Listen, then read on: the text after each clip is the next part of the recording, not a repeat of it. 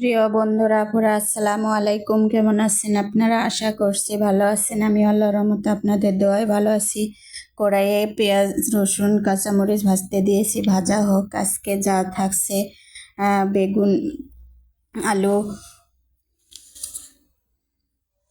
পাবদা, সাজনা ডাঁটা, টমেটো, পাবদা মাছ, শিং মাছ দিয়ে রান্না হবে। কলিজা, মুরগির কলিজা, যেগুলি আন্টি মুরগি দিয়েছিল সেগুলির কলিজা, সে কলিজা দিয়ে আলু ভাজা করে ভুনা হবে। এই আলু ভাজা করে ভুনা করব। আর এই পেঁয়াজ রসুন কলিজার জন্য এইদিকে বাটিতে পানি এবং বাটিতে ইফতারির সালাদ, ফলমূল, মালবেরি ফল বা তুত ফল, এখানে গাজর সহ শসা, টমেটো, সালাদের জন্য পেয়ারা, মালতা। আর কড়াইয়ে হচ্ছে পেঁয়াজের মরিচ ভাজায়। এইদিকে রাইস কুকারে আবার মুরগি দিয়ে খিচুড়ি বসাই দিয়েছি। একটু হালকা নেড়ে দেখাইলাম, আপনাদের সাথে শেয়ার করলাম। যাই হোক, এইবার আবার আসলাম যে কড়াইয়ের মধ্যে আবার একটু নাড়া দেব। নাড়া দেওয়ার পর পেঁয়াজ রসুন নাড়া দেব। নাড়া দিয়ে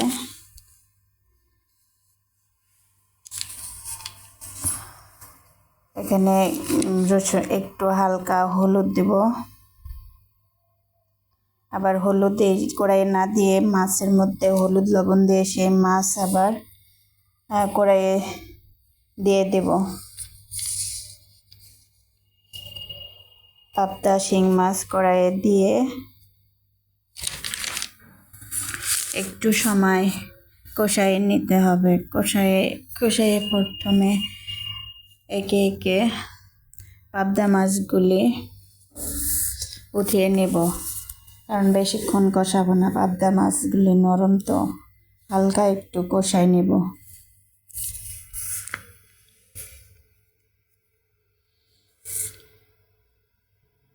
যাই হোক, পাবদা মাছ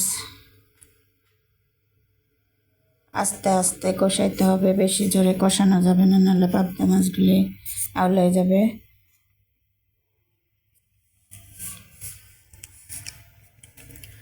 এবার আস্তে আস্তে পাবদা মাছগুলি একটা একটা করে উঠাই রাখবো।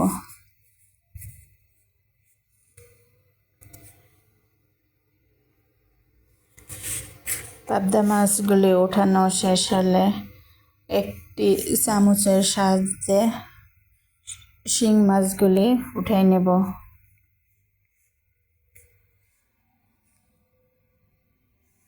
এরপর একে একে শিং মাছগুলি সব কড়াই থেকে উঠাই নিচ্ছে। সবগুলি মাছ ওঠানো হয়ে গেলে কড়াইয়ে দিয়ে দিব হালকা হলুদ গুঁড়ো। হলুদ গুঁড়ো দিয়ে একটু নেড়ে নেব। এরপর দিয়ে দিব মরিচ গুঁড়ো। মরিচ গুঁড়ো দেওয়া হয়ে গেলে হালকা একটু নেড়ে নেব। এরপর দিয়ে দেব ধুয়ে কেটে রাখা টমেটোগুলো। একে একে সব টমেটোগুলো দিয়ে দেব কড়াইয়ে।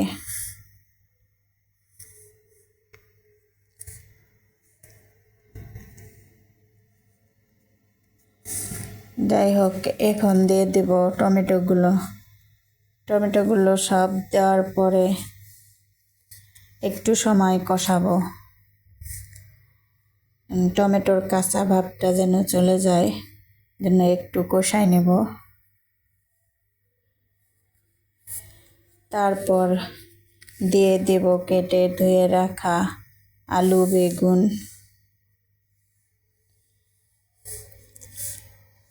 আলু বেগুন দেওয়ার পর সবগুলো একসঙ্গে ভালোভাবে কষায় নিতে হবে।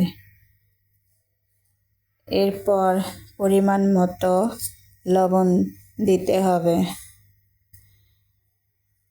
লবণ দেওয়ার পর অল্প সময় কষাতে হবে। কষানোর পর পরিমাণ মতো পানি দিয়ে দিতে হবে। হলুদ লবণ দিয়ে মাছ মাখাইছিলাম সেই বাটিতে পানি দিয়ে ওই পানি কড়াইয়ে দিয়ে দিলাম। যেহেতু আমি ঝোল রাখবো তাই পানি একটু বেশিই দিলাম। পানি দিয়ে সবার উপর সজনে ডাঁটাগুলো দিয়ে দিব। সবগুলো সজনে ডাঁটা দেওয়ার পর ঢাকনা দিয়ে রেখে দেব রান্না না হওয়া পর্যন্ত। ভালো থাকেন সবাই, দোয়া করবেন।